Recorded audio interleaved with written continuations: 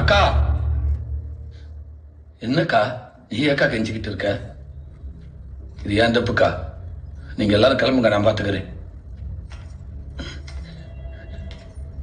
எங்கடப்பா சொல்ற? எங்கப்பா சொல்ற? டே இல்லக்கா, எனக்கா நீ ஏன் கெஞ்சணும்? நான் கெஞ்சாம வேற யார கெஞ்சுவா? டே நீ என் தம்பிடா. பாவம் பண்ணிட்டேடா இன்பா. என் புள்ள நல்லதுக்காக உன் போட்டோக்கு மாலை போட்டுட்டேனேடா. ஏக்கா அப்படி பண்ண? ஒரு வார்த்தை கேட்டுக்கல இன்பா. ஒரு கேவலமாவது பார்த்துருக்கல இன்பா.